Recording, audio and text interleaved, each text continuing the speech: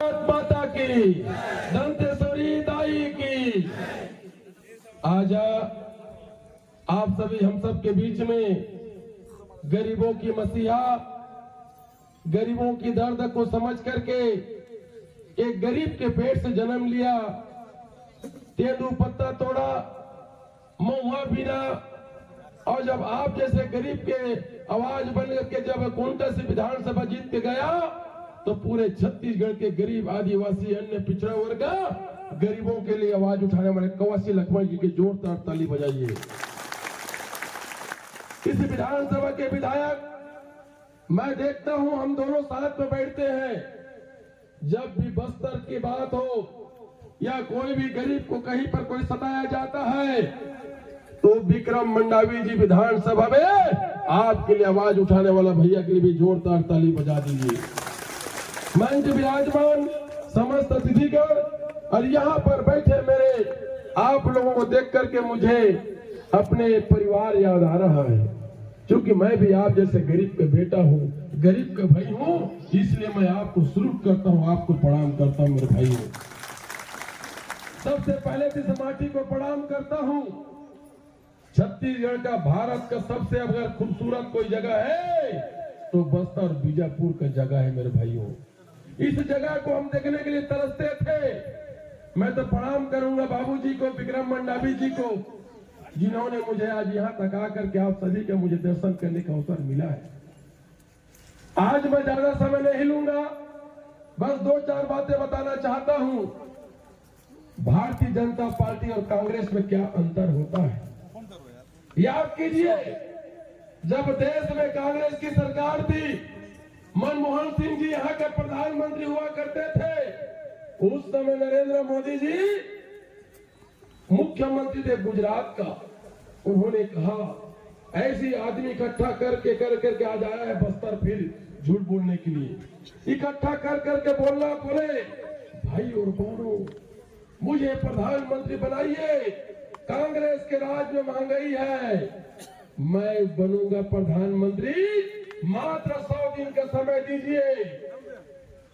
देश के सभी जनताओं ने उनको मौका दिया, लेकिन गरीबी के मजाक उड़ा करके उद्योगपति को आगे बढ़ा करके महंगाई को और बढ़ा दिया। नोटबंदी की बात किए। नोटबंदी का मतलब क्या हुआ?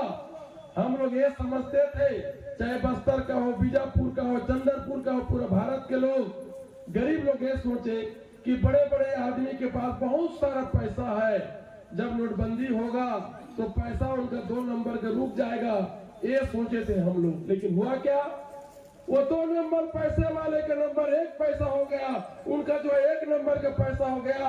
और गरीब लोग का पैसा जो दिहाड़ी करके, मजदूरी करके 500,000 रुपए पकड़े थे, वो लाइन में खड़े थे, ऐसे लग रहा था काला धन आपके पास लग रहा था। अब बताओ मेरे को भैया, कितना तकलीफ हुआ। नोटबंदी से कोई फायदा नहीं हुआ, बड़े बड़े लोगों का फायदा हुआ। अब आ जाइए, सबसे बड़ी बात, नरेंद्र मोदी जी क्या बोले थे? काला धन को लाऊंगा, सब पे खाते में बांटूंगा। हम लोग भी सोचे थे, उस समय मैं विधायक नहीं बना था, मेरा पिताजी दूसरे घर में हम लोग गाय भैंस चराया करते थे।